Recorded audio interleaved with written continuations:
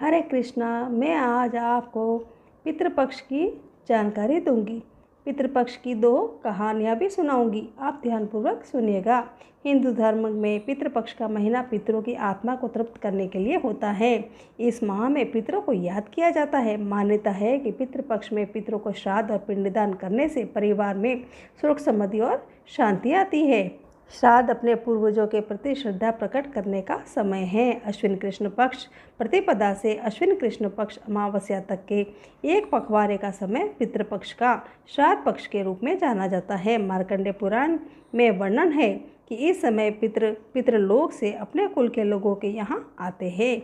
जो लोग अपने पितरों को श्राद्ध तर्पण आदि के द्वारा प्रसन्न करते हैं, उनको पितृगण सुख समृद्धि का आशीर्वाद देते हैं। उनके विपरीत जो लोग अपने पितरों को निमित्त श्राद्ध तर्पण आदि नहीं करते, वे उनसे नाराज होकर श्राप देकर चले जाते हैं। अब मैं आपको एक पौराणिक कथा सुनाने जा रही हूँ, आप ध्यानपूर्वक सुनिएगा। पितृपक्ष की पौराणिक कथा के अनुसार जोगे तथा भोगे 2 भाई थे। दोनों अलग अलग रहते थे। जोगे धनी था और भोगे निर्धन। दोनों में परस्पर बड़ा प्रेम था। जोगे की पत्नी को धन का अभिमान था, लेकिन भोगे की पत्नी बड़ी ही सरल हृदय की थी। पितृपक्ष आने पर जोगे की पत्नी ने उससे पितरों का श्राद्ध करने के लिए कहा, तो जोगे इसे व्यर्थ का कार्य समझकर टालने की चेष्टा करने लगा। किंतु उसकी पत्नी समझती थी कि यदि ऐसा नहीं करेंगे तो लोग बातें बनाएंगे। फिर उसे अपने मायके वालों को दावत पर बुलाने और अपनी शान दिखाने का यह उचित अवसर लगा। अतः वह बोली, आप शायद मेरी परेशानी की वजह से ऐसा कर रहे हैं, किंतु इससे मुझे कोई परेशानी नहीं होगी। मैं भोगे की पत्नी को बुला लूँगी, दोनों मिलकर सारा काम कर लेंगे।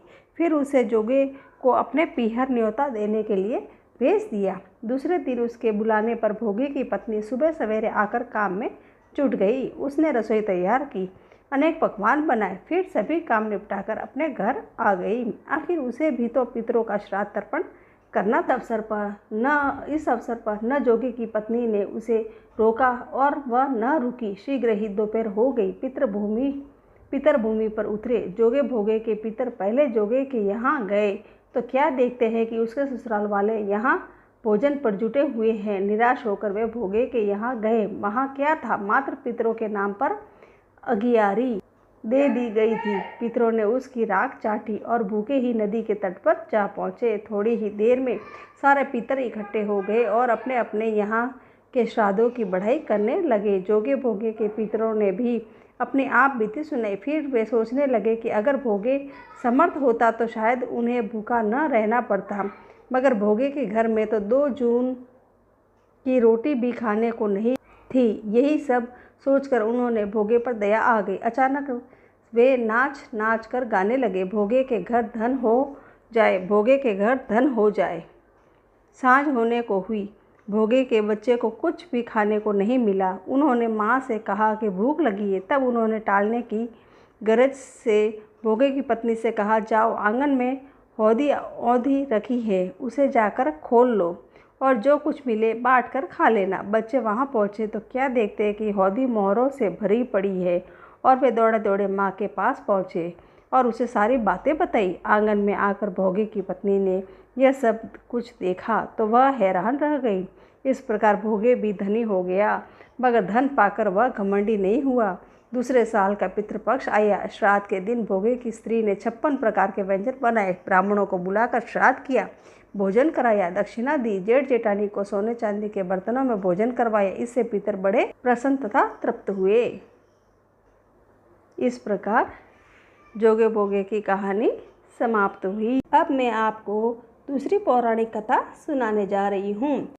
श्राद्ध पर्व पर यह कथा अधिकांश क्षेत्रों में सुनाई जाती है। कथा के अनुसार महाभारत के दौरान कर्ण की मृत्यु हो जाने के बाद जब उनकी आत्मा स्वर्ग में पहुंची तो उन्हें बहुत सारा सोना और गहने दिए गए। कर्ण की आत्मा को कुछ समझ नहीं आया, यह तो आहार तलाश रहे हैं। उन्होंने देवता इंद्र से पूछा कि उन्हें भोजन की जगह सोना क्यों दिया गया। तब देवता इंद्र ने कर्ण को बताया कि उसने अपने जीवित रहते हुए पूरा जीवन सोना दान किया है, लेकिन अपने पूर्वजों को कभी खाना भी दान नहीं किया। तब कर्ण ने इंद्र से कहा कि उन्हें यह ज्ञात ही नहीं था कि उनके पूर्वज कौन थे और इसी वजह से वह कभी उन्हें कुछ दान नहीं कर सके। इस सब के बाद कर्ण को उनकी गलती सुधारने का मौका दिया गया और 16 दिन के लिए पृथ्वी पर वापस भेजा गया, जहां उन्होंने अपने पूर्वजों को याद करते हुए उनका श्राद्ध कर उन्हें आहार दान किया, तर्पण किया। इन्हीं 16 दिनों की अवधि को पितृपक्ष कहा गया है। इस प्रकार मेरी दोनों पौराणिक कथाएं समाप्त हुई।